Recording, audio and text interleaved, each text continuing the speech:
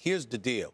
As it pertains to my takeaway from last night's games, it has nothing to do with Karl-Anthony Towns. It has nothing to do with the Minnesota Timberwolves. It has everything to do with the Golden State Warriors, and particularly Kevin Durant. Let me look in the camera and say this right now.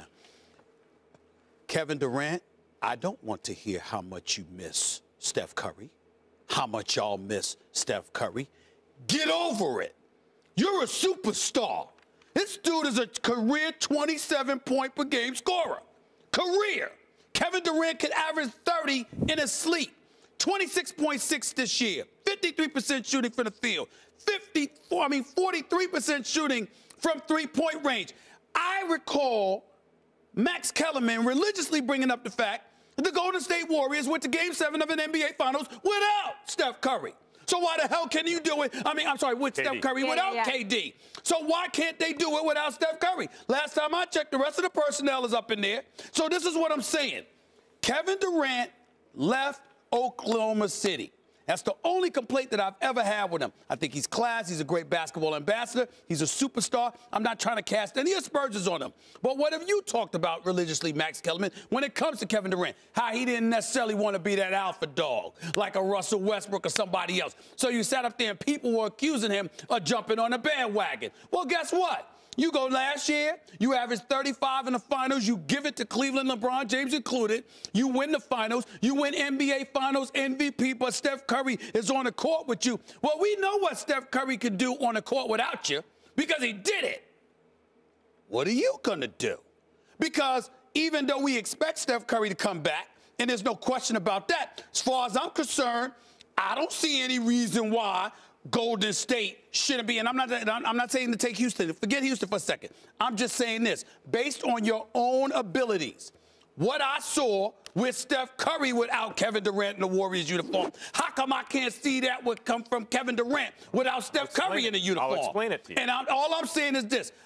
You can give me all the reasons in the world, but in the end, I'm talking to Kevin Durant. I'm saying for you, I understand me and you go debate it, but I'm saying if you're Kevin Durant, this is a prime opportunity to remind the world you are coming for that title as best player in the world. You are coming for that title to validate your finals MVP stature. You are coming for the world to validate the fact that you are one of the greatest players on the planet. When you're doing that, I don't want to hear anything about, well, we really miss Steph Curry. Well, duh, I understand it. Figure it out.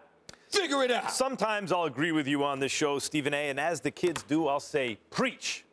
But in this case, it really is apropos because you have a religious bent to your argument, meaning you have an undisprovable hypothesis. No evidence can disprove your hypothesis. And when evidence comes in to disprove your hypothesis, you shift and start yelling at the guy. This is what I was talking about when I said Steph Curry's the most important guy on the team.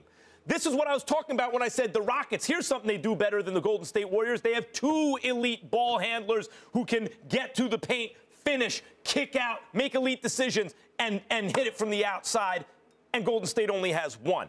This is what I was talking about. Now you're getting angry at Kevin Durant because you're like, hey, you should have enough. You're coming from the throne. That's the story, the narrative you'd like to see play out. But in fact, the most important player, look, KD's the best player on the team. We're talking about what makes Golden State Golden State. Number one, it's Steph. Number two is Draymond, Stephen A. Number two is Draymond, the pick and roll partner, the guy who can switch on 5 positions, who can guard your big, who can also stretch the floor.